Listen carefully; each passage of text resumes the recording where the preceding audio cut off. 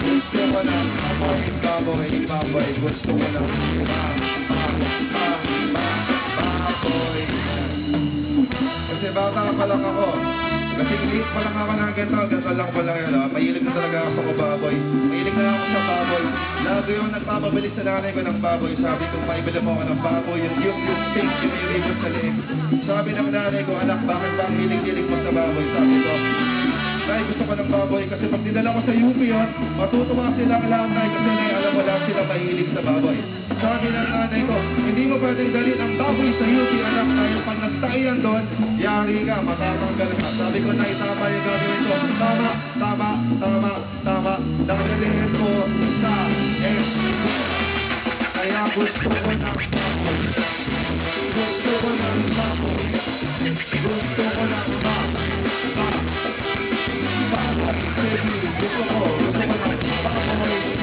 Gusto ko ng baboy. Gusto ko ng baboy. Kahit kung lumaki na ako, hindi pa rin nawala yung hilig ko sa baboy. Lagi yung nagtatrabaho para makabili ng baboy. Minsan nga, nagagalit yung asawa ko dahil puro baboy na lang daw ang nasa utak ko. Sabi niya, putang ina mo ka, darling, ang hilig-hilig mo sa baboy, ang payat-payat pa naman. Sabi ko, putang ina mo rin, hindi mo ka naiintindihan. Baboy ang kailangan ng katawan ko, baboy ang kailangan ng katawan mo, baboy ang kailangan ng katawan ng ating lahat. Hindi mo ba alam, ang nagpapatakbo ng mundo ay baboy, ang nagpapatakbo ng tsubibo ay baboy. Tumingin kasi yung paligiran, ano ang iyong makikita? Tumingin ka sa kanan, sa kaliwa, sa harap, sa likod.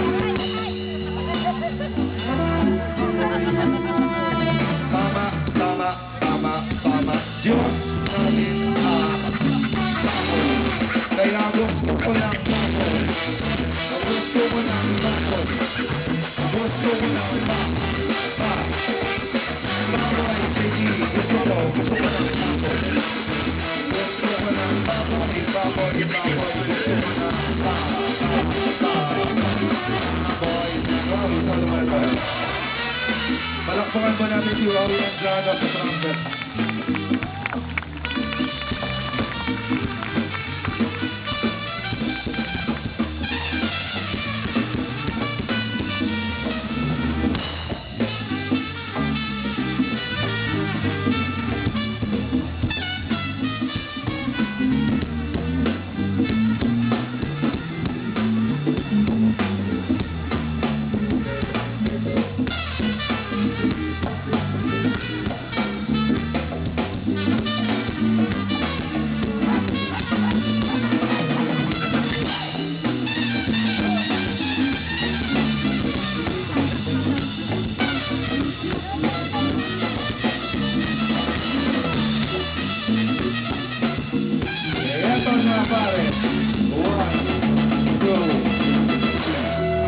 Kaya gusto ko ng baboy. Gusto ko ng baboy. Gusto ko ng baboy, piggy. Gusto ko ng baboy. Gusto ko ng baboy. Gusto ko ng baboy.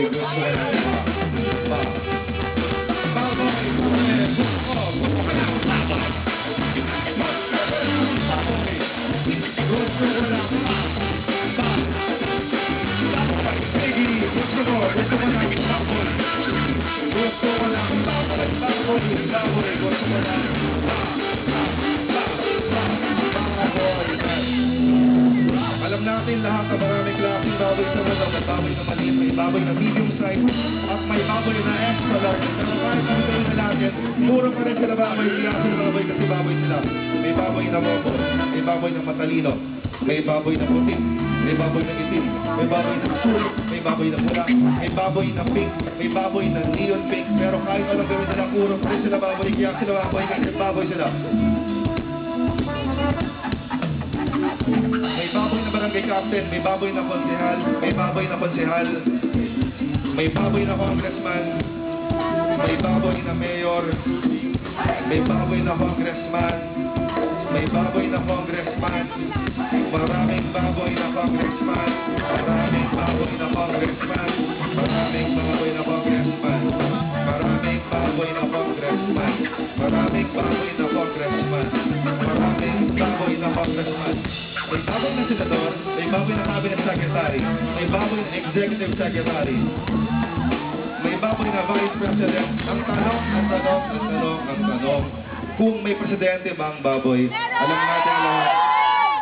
Alam natin lahat. Yung dati nating presidente, yung may bigote, yung malaki yung saan, yung maraming anak na pangit. Alam natin na siya talaga ang tunay na baboy. Pero sa palitan yon, ang pinag-isip-isipan ko, kung si Gloria Macapagal Arroyo ba ay tunay na baboy, ang napag-isip-isip ko na hindi siya baboy kasi maliit lang siya. Ang tawag sa kanya, biik pare, kasi maliit lang siya. Ang tunay na baboy talaga, o hindi na makakaigilan, ay yung asawa niya at saka yung mga anak niya. Sila ang mga pinakamalalaking baboy sa lahat. Sila ang mga pinakamalalaking baboy sa lahat. Kaya wala na tayong magagawa. Napapaligiran tayong lahat ng baboy. Pero malay mo lang, siya baboy, malay mo, yun baboy, malay mo, siya baboy, malay mo, ikaw baboy, malay mo, si B-boy baboy, malay mo, siya baboy, yun baboy, siya baboy. Nasa Ferris wheel baboy, siya baboy, yun baboy, ikaw baboy, hindi kaya baboy tayo lahat. Ayoko na lang baboy. Ayoko na lang baboy. Hindi, ayoko na lang baboy.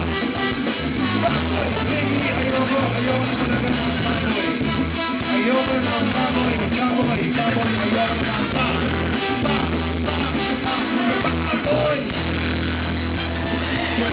Parang kita sa gabala. Hindi boy.